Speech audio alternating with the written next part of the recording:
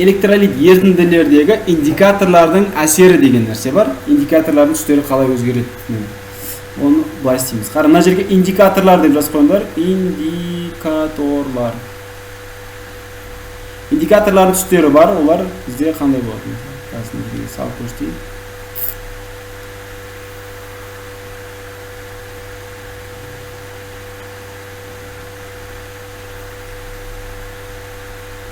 Видесіздер.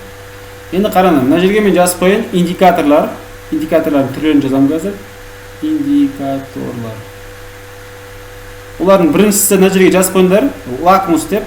Сендер мынаны сызбай қойыңдар, кейін сасыңдар примерно осылай деп өлшеңдерді и сол жерге былай жаза тұрыңдар қазір. Лакмус деп қойыңдар мына жерге.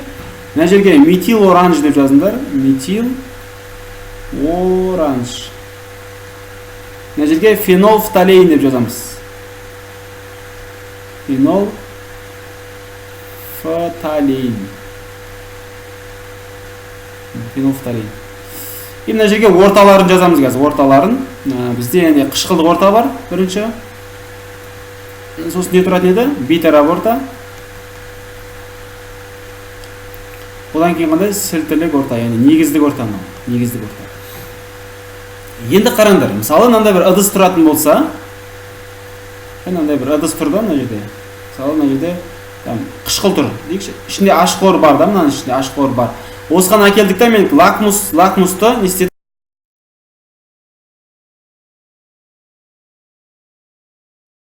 Бір тамшы тамыздым. Лакмус деген кәдімгі ерітінді. Соны әкелдім, мынаның ішіне бір тамызып едім. Мынаның түсі қызыл болып өзгереді деген. Яғни мына ерітіндінің ішіне қызыл болады екен. Не үшін? Себебі оның ішінде қышқыл болғандықтан. Сонда мынаның түсі қандай екен? Қышқылдың лакмустағы түсі қызыл екен. Ал егер мынаның ішінде мысалы су болатын болса, мысалы H2O, H2O болса, бұның түсі қандай болады екен? Күлгін болып өзгереді екен. Күлгін. Ал сілтілерде, яғни сілтіге мен салатын болсам, мысалы мына жер натрий OH болса, натрий OH болса, бұған мен тамызатын болсам, бұның түсі қандай болады екен? Көк болады екен, көк болады. Келесі, метил оранжға, мына жерге метил оранжға, қышқылға метил оранж тамызатын болсам, оның түсі менде қызғылт болады екен. Қызғылт. Ал бейтарап ортада оныңкі қызғылт сары болады. Қызғылт сары. Ал сілтілі ортада, метил оранж сілтілі, негіздік ортада қандай? Сары болады екен түсі. Сары болады. Ал фенолфталейнде қарай келді. Фенолфталейнде бұлардың не болады екен? Түстері мына жерде қышқылдыққа түссіз болады екен.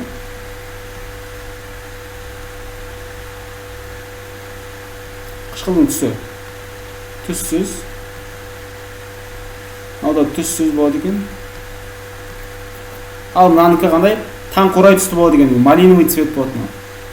Таңқурай түсті болады.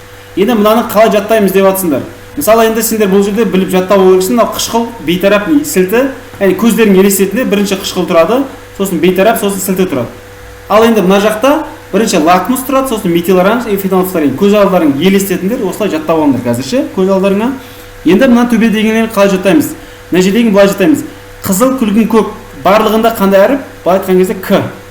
Қызыл дейсаңдар, яғни қ-ның орнына қызыл, күлгін, көк. К былай айтқан кезде. К болып отыр.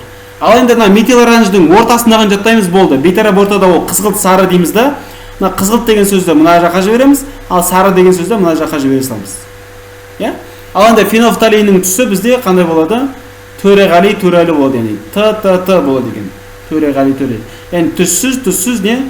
Таңқурай түсті болады екен. Түсінікті ма? Вот осындай. Осылай жаттап аламыз. Көздеріңе алып елестетеміз. Яғни лакмус бірінші, сосын фенолфталейн, метил оранж, сосын фенолфталейн. Ал жоғары жақта қышқыл, бейтарап, сілті. Біріншісі болады қызыл, күлгін, көк. Екіншісі қызғылт сары, фенолфталейнде түссіз не? Таңқурай түсті болады екен. Дәл осылай жаттап алсаңдар, естеріңнен шықпайды. Енді мына жерде тұздар берілетін мысалы натрий хлордың ортасы қандай? Бейтарап орта, дұрыс па? Бейтарап орта. Себебі натрийда күшті, хлорда күшті. Бейтарап орта.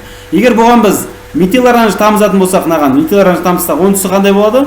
қызғылт сары болады екен.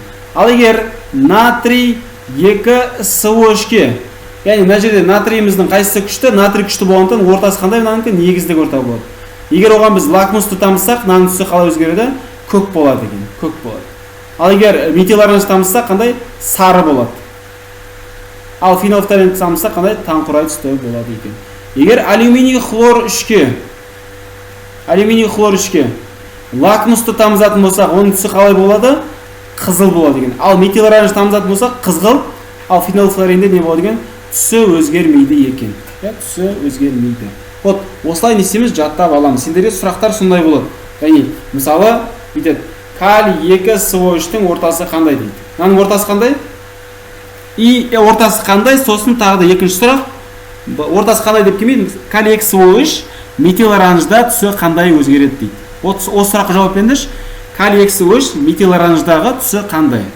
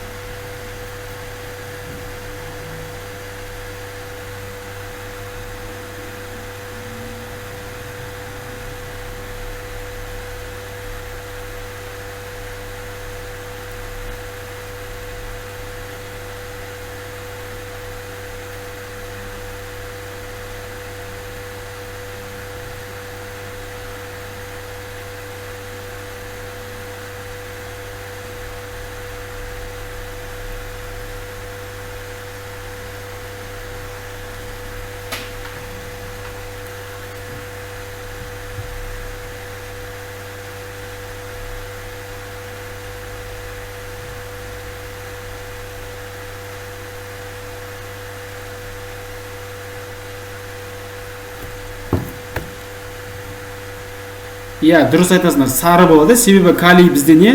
Негіздік орта болғандықтан, калий бізде күшті ғой, калий негіздік орта көрсетеді. Ал метил оранжда түсі қандай? Сары болады екен.